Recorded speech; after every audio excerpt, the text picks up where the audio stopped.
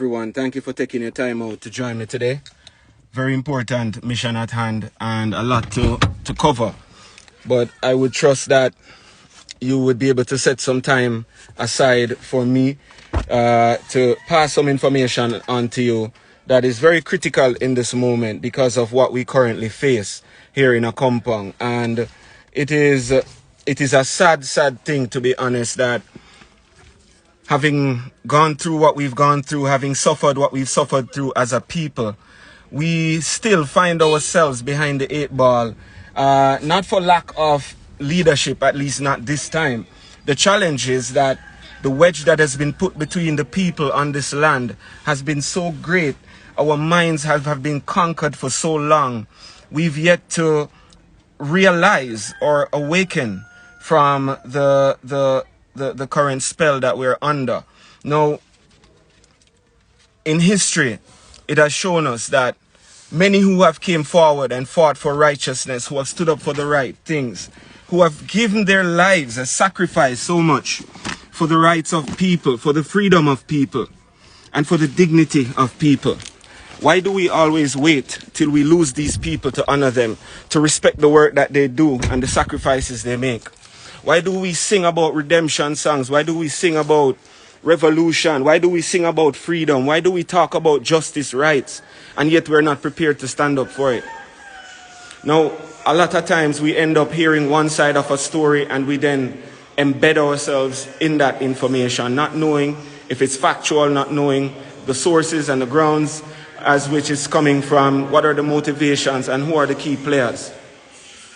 So, I know many would have seen and recognized what would have been happening in the last few weeks in a compound. Right? So we want to bring to light from the side of the council and myself as chief the happenings in a compound and the impact of what has transpired in the last couple of weeks. Now I'm going to walk through my community with you and share with you just visuals of what's happening here on the ground as we go to the destination that I will share with you some key information that I'd want for you to take down, make note of, since it's of no use to the external authorities, and since they believe that I am the one who's the provocateur and I am the one who's instigating problems. And when they do come here, they don't come here under the complaints of the stress, duress, and coercion that we the people face from previous leadership and their affiliates. I am going to set the record straight today. I am going to put it in your faces today, and I want for you to take that information, to share it, to spread it around the world, because I'm going to show you why in Jamaica crime remains a problem, and why in Jamaica, until we make the cognitive decisions to impact crime at its ground level, at the community level, we have demonstrated for years how we have kept and maintained peace in our community. Good morning, Auntie Cans. How are you? I'm just sharing with my viewers what's going on in the community, yes, and how we feel. Yes. So I'm just walking through and telling you hi and giving you opportunity to say hi to everyone. Hi to everyone who listen to you. Thank you. Thank you, ma'am. Well, I'm keeping the conversation going, everybody. We've taken the liberties of sharing a lot of this information externally, and it has been of no use, apparently. And as I would say, good morning there.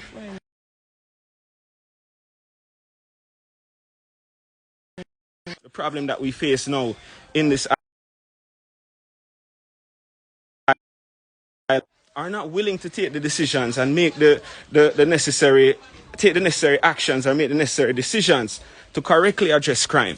And crime starts at the community level. And if we're not fixing our communities and clearing the dirt that exists in our communities, then it will continue to prevail. I've been in office for about 18 months, a year and a half, right? When I came into office, I found out that, there was so much that was happening here in maroon business.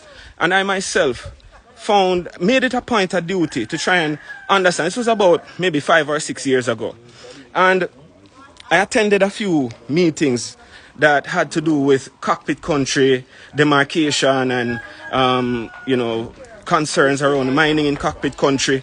And I started paying more attention, just for the sake of my late Uncle Melville, who was a warrior for Maroons and for the Cockpit Country. And God rest his soul. But what he has done and what he did, he laid the foundation for my understandings today. In first, understanding our treaty.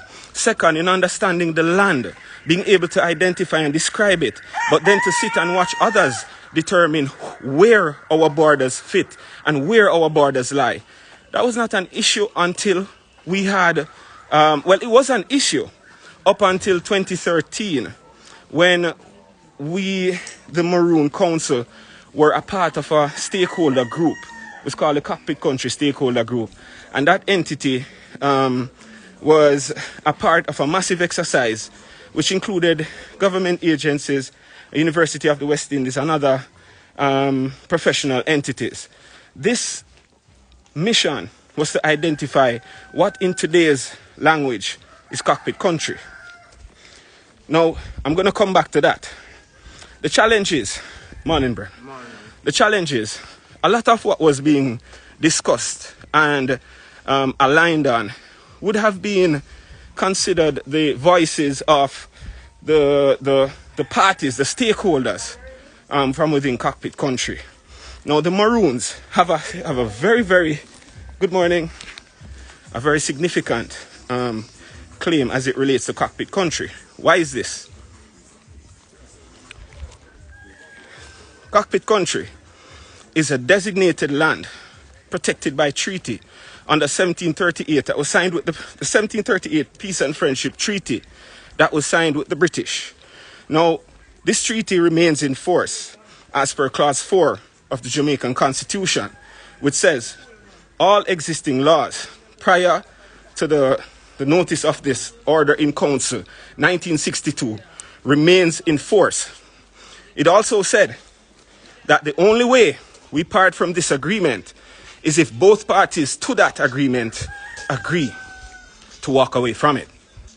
Now, the Maroons have had this republic. Let me not say republic. The Maroons. Okay. The Maroons were recognized for their resilience, for their fight against slavery, for their fight against any oppression. It didn't matter who you were. It didn't matter the color of your skin. What mattered was the mentality of freedom. That's what set apart the people that were identified as Maroons. So when you look at the Maroons and what they embody, the Maroons embody a mixture of cultures, a mixture of people, a mixture of identities that would have once been classified otherwise, but came to be known as the Maroons. Now, if we were to return to truth and to who we are as roots, then one would understand the depths at which we operate and the significance of this territory and jurisdiction to other external parties. So, blessings, brother. Okay, morning, Uncle. Yeah, Uncle, I want to talk to you later now. Yeah. All right.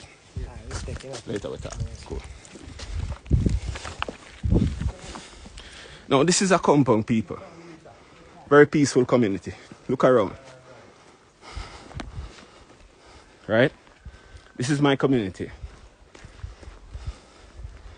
A compound has sat on some of the most pristine, untouched lands in Jamaica. Many of you out there who are on social media with a lot of what has been spewing around, the negativity, the backlash, the criticism, right? The victimization, have not even come here, have not even spoke to the good people here, have not been here to understand what's been going on. Well, to them, I'm going to give full enlightenment, because guess what? When life is in danger, and when life is at threat, the people will do what they need to do to protect that. That's what the Maroons were known for. And we've resisted injustices for so long. Since coming here, I've committed myself to making better the relationship that existed with government. Because quite frankly, the informal one that existed wasn't suiting us. This building you see here behind me will become a matter of great interest. And I will explain that as I go along. Please, look at it.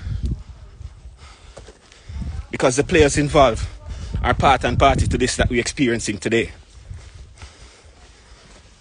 Now, I will express the significant factors that have transpired in the last 2 weeks. I mentioned coming into power and recognizing what was transpiring in a compound and in the affairs of its people. Because quite frankly, coming in, there were no documents handed over. Let me not say that. I got 2 expired contracts from the previous colonel, right?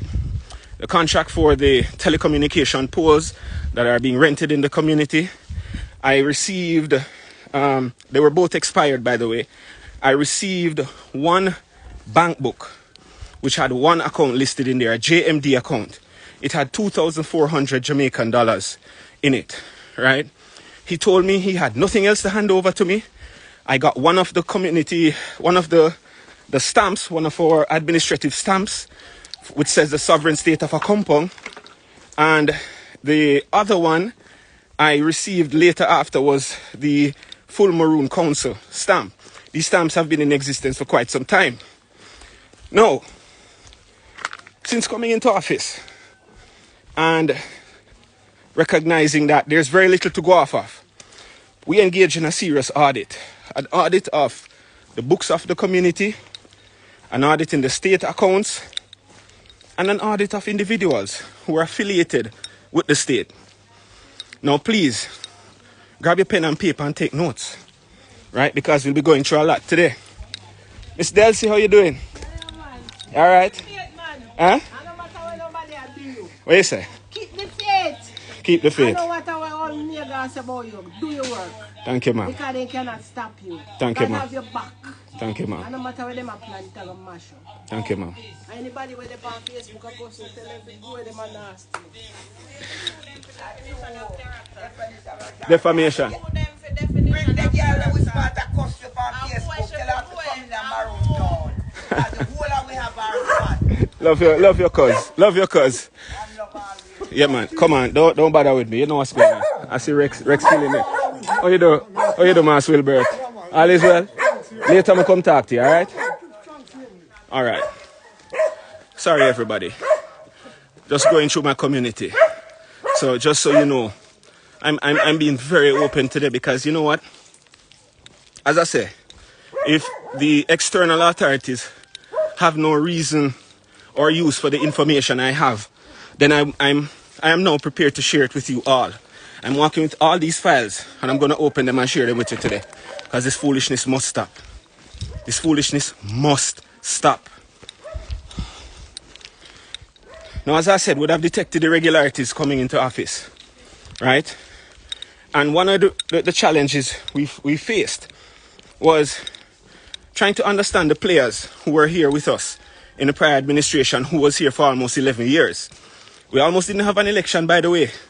The political ombudsman had to be called in to intervene in several issues prior to the election, which was constitutionally due in 2020. Now, it didn't happen until February 18, 2021. So, the good people of this Maroon village demanded change. They asked for change. They asked for tangible change, not joke change. Where's Sir Robert?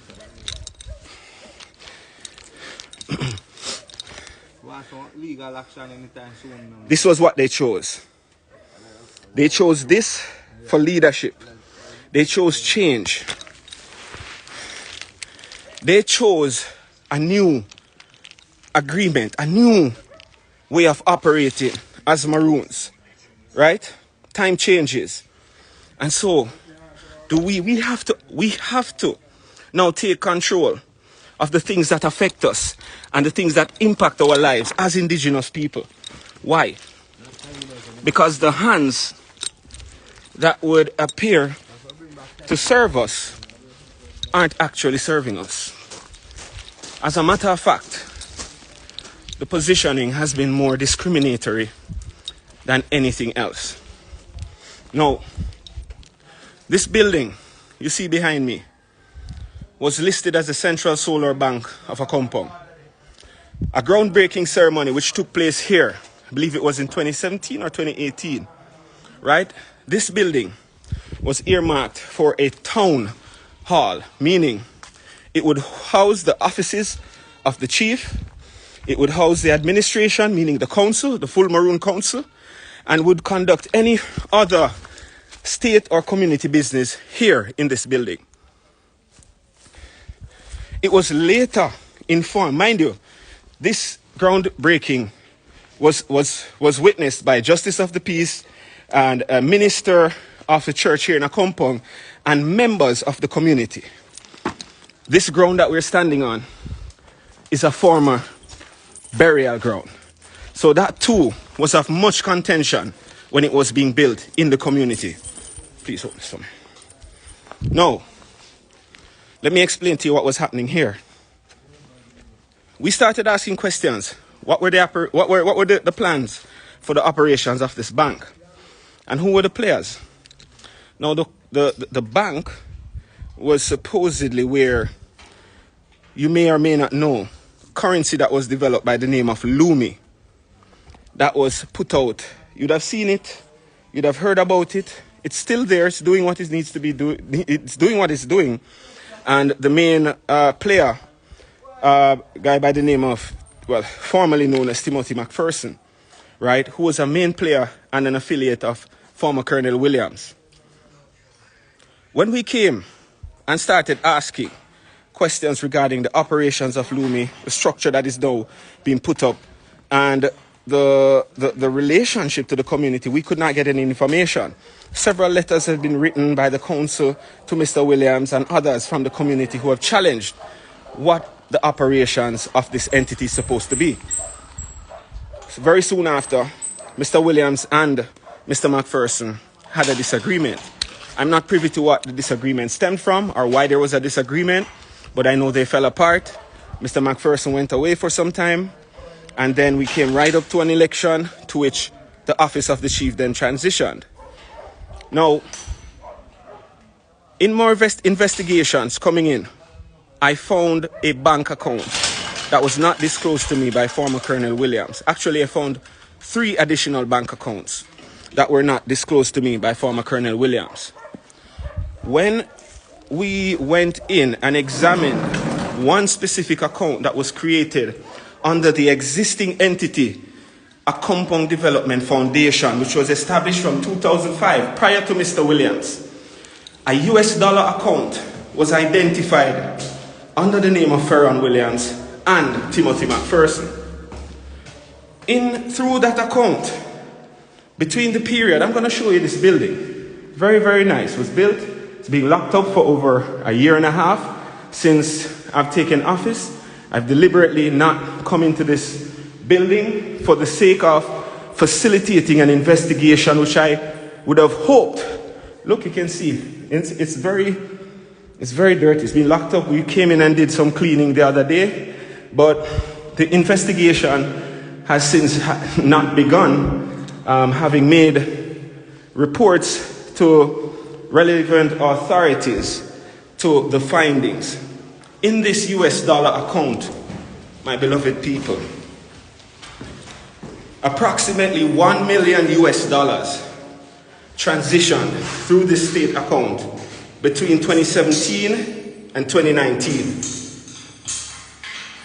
Note, this account was not disclosed to the community.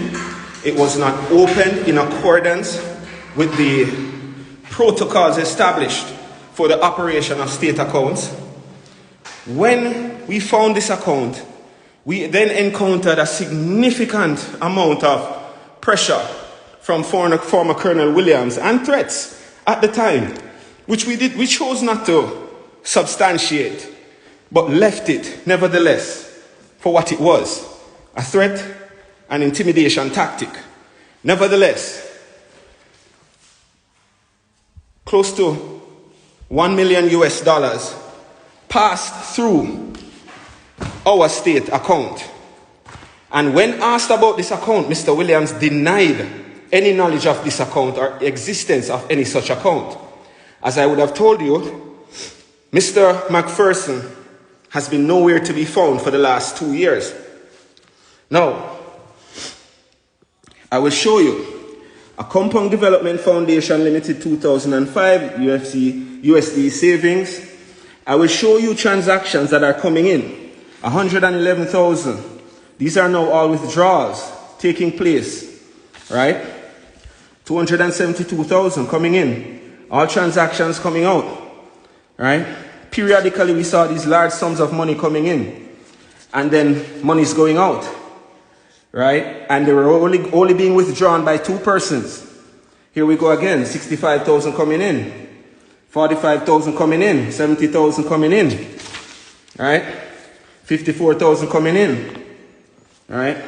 And all these transactions happening immediately after the money comes in, another 30,000 coming in, right? 27,000 coming in, 20,000 coming in. Look at the dates, February, March, 70,000. And I know when you go to the bank or when you go to any institution to try and draw on your own savings, you have to provide certain amounts of information, correct? Okay, it's called due diligence and KYC procedures and anti-money laundering procedures and regulations. I was in the banking system. I worked in it for over 4 years. I'm very aware of what is going on here. This information was shared to the police officers in Magati, St. Elizabeth, who have, for the last couple of weeks now, refused to take any statements from any person within the compound community. However, when it is convenient and when a call is made regarding threats or so-called threats from persons within the community who they think are aligned to me, then we have passes rolling into a compound. This is my life, and this is what we the people are facing. So, I see people saying I should hold steady. Don't worry, all this information will come. I'm just giving you a glance right now. Another 27,000 coming in, right? 70,000 coming in, right? I'm just going to keep going, right? There are names of people in this community on this bank account, right? I've explained the pressures of some of the people in the community have been putting on us, right?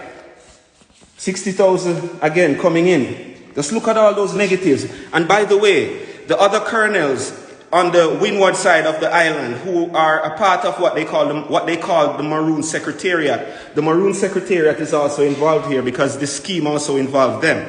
So again, this is the involvement of a very precise web of what I would assume to be very questionable transactions that we the people, and a matter of fact, I presented this to my community in a town hall meeting. So the community is well aware of what has been happening with this account that was not disclosed to us, right? So Mr. Williams and Mr. McPherson have a lot of questions that they need to answer.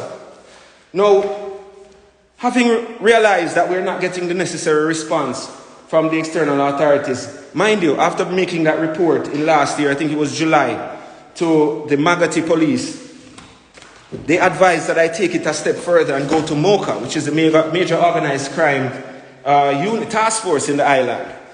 I did so. I made contact with MOCA. I made contact with the colonels there. I went to Kingston. I went to the 7th, 8th floor on NCB Towers. I sat with them for 2.5 hours and went through everything that I just showed to you. Now, if you think the story loud, or if you think the story bad yet, let me give you some more. Upon investigation, we came across the documents, the entity documents for the Central Solar Reserve Bank of a compound, which is what the entity that was supposed to be here was called.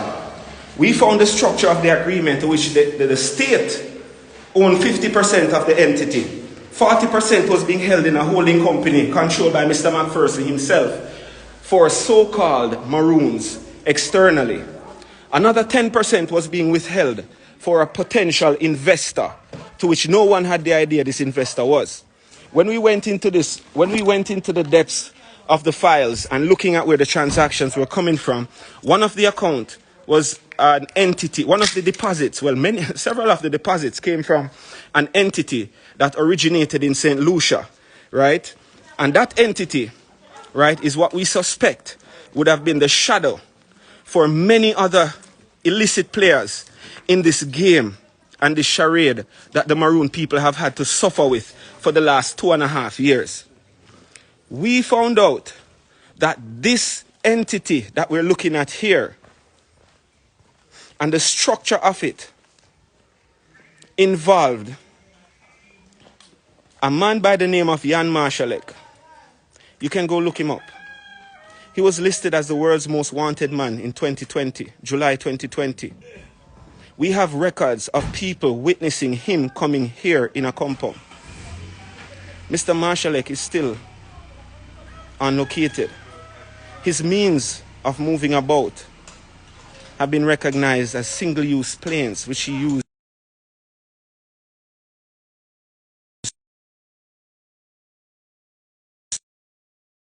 that everything that was supposed to happen here. We had another single-use plane that crashed out in the ocean somewhere out there, right? Okay, I'm just going to leave that there. Now, since bringing all this information, and since JANMARSALECK, right? Now, I'm going to share with you. This fight is not about sovereignty, and this is bigger than that, people. This is way bigger than that. And the people that are involved, I've really tried to do this a diplomatic way. I've really tried to do this the correct way. I'm saying to you, the Maroon people are looking for an agreement that suits them. We do not want separation. We're not trying to divide the country. What we're trying to do is protect what truly belongs to us, because we see that there's a web of people conspiring to take away not only our lands, but to mine them, to also rid the people of their dignity. We are being celebrated for so much, but look, we have no water, we have no infrastructure, nothing is here to facilitate the people living in dignity. Yet, $1 million passed under our noses and nobody knew. I brought this to light and I've since come under several attacks. Now, there are other players